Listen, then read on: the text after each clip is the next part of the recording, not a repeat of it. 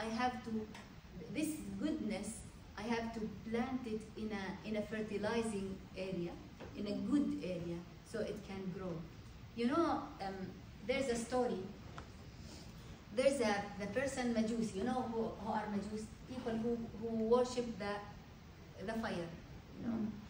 So once he has a very big invitation for food. Okay, then يعني, there's a person saw a dream. Okay, and I will tell you the dream. Then I will go to the story. Saw a dream that go to Persia, Bilad Faris, and look for this person. I don't know if you know this story, yani. And look for this person and tell him that you have a palace beside the palace of Muhammad sallallahu alaihi wasallam in Jannah. Okay, I don't know the authenticity of the story, but it makes sense, you know.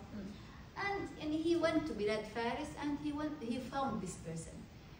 This Muslim asked the person, what is the best thing that you did in your life? He said, Wallahi, I stole, I worshipped the fire, I did this and this and this, and I can't remember. He repeated the question more than once.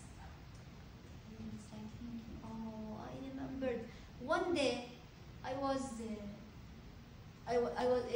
was inviting people for lunch or for dinner, okay, and for the sake of the fire that we worship. When we finished, and all they came and knocked the door. He opened. My brother, we are hungry. My kids, 3 days, they didn't eat anything because they were hungry, and we smelled your food.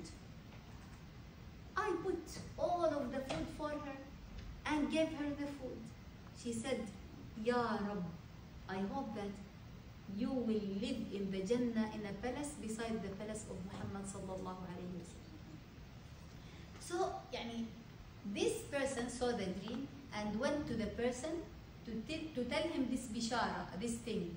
So the person became Muslim. I don't know what is the authenticity. We read it in Kutub al-Raqa'iq and those books that try to make the heart soft somehow. Okay, but it makes sense because sometimes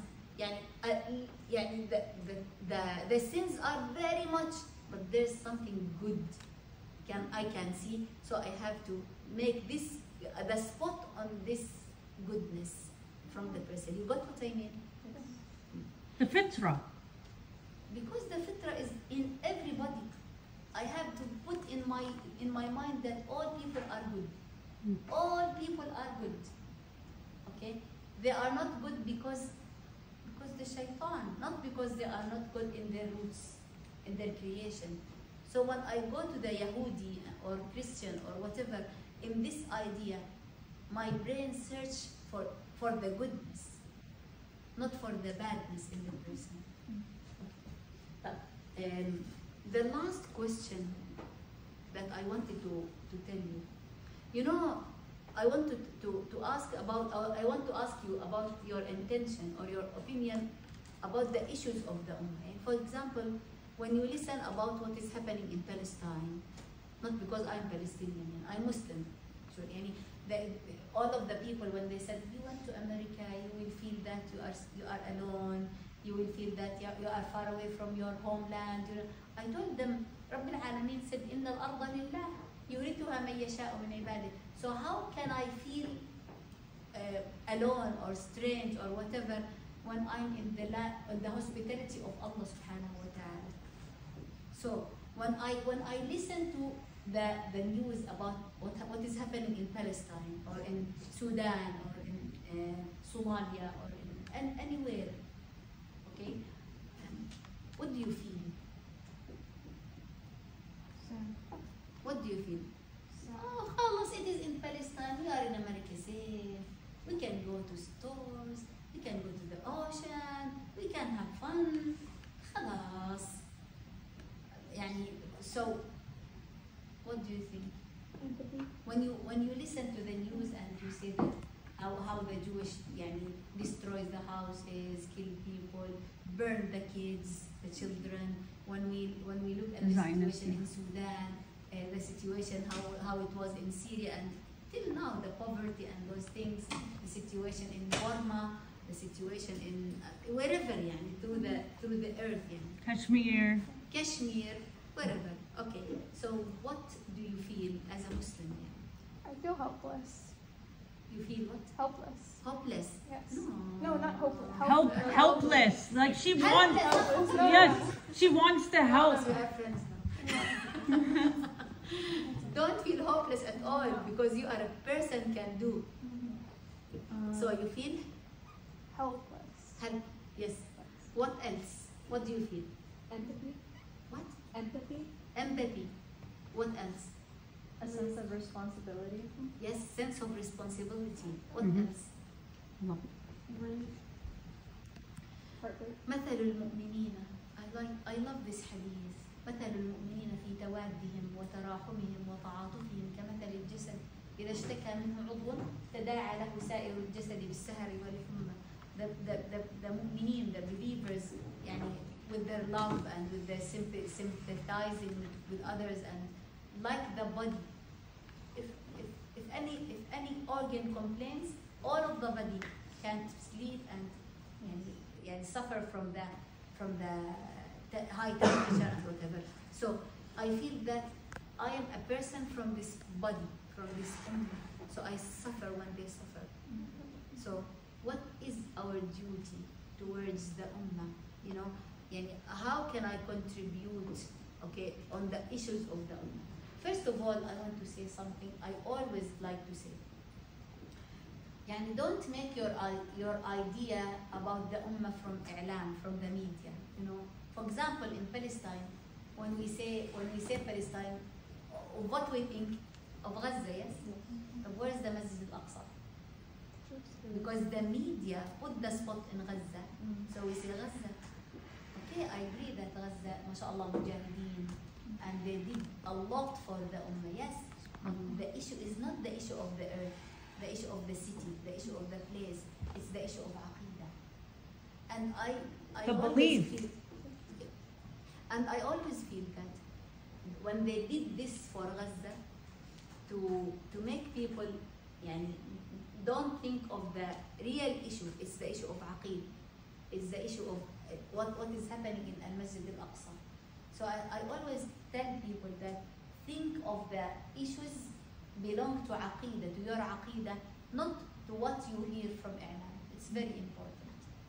So what can I do from my place? How can I be mujahida from a mujahid from my place? How can I benefit the ummah from my place as I'm an organ from this full body of the ummah? I'm in America, in Palestine, in Jordan, wherever. How can I, yani, what is my goal? What is the thing that should I do? Dua. Okay.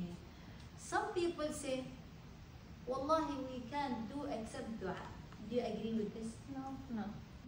You just gave the answer in the ayat What is the answer? that the answer or the way to success Good point, of course. Okay, what is the answer? What do you mean? to call the people to tawheed Mm-hmm. and prevent them, or yani, in a good way, just like they mentioned, to prevent them from doing the wrong nice. thing. Very nice. So, I want to talk about dua first, because when this nice mujahid said about I can make jihad by dua, yani how the dua can be a way of jihad. I will give you two sentences. When I say, we can't do for them except dua. And when I said, I am the person that I can do for ummah by my dua. What's the difference?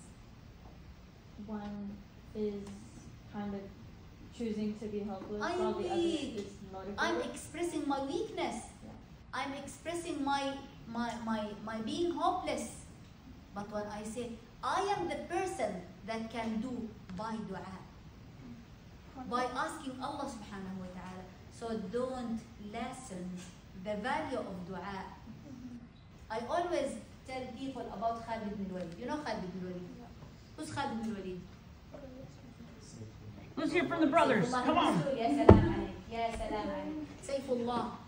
طب who's Khalid bin Walid? Khalid bin Walid in معركة أحد contributed in defeating Muslims, and in معركة مؤتة contributed in the victory. In معركة اليرموك contributed in victory. So he was مشرك in غزوة أحد. Khalid bin Walid in معركة اليرموك, okay, the battle of Yarmouk, when he chose the mujahideen with him, he gave the responsibility for some people to recite Quran, some people to make dua, some people to make salah, some people to give da'wah. Wow. Okay? Besides those who has to carry the weapons and the flag and fight. Why? Abdullah ibn Rawaha, why? And the answer we'll talk about it. I will listen to you. Abdullah ibn Rawaha in معركة مؤتة, what did he tell people when they saw the Roman, that 10,000 person in front of 100,000, 10,000 مقابل 100,000, 10,000 from مسلمين, the number, we can't compare. So they hesitated. Who are they? The Muslim army. They hesitated. Abdullah ibn Rawaha came and said, Wallahi, I will tell in Arabic, then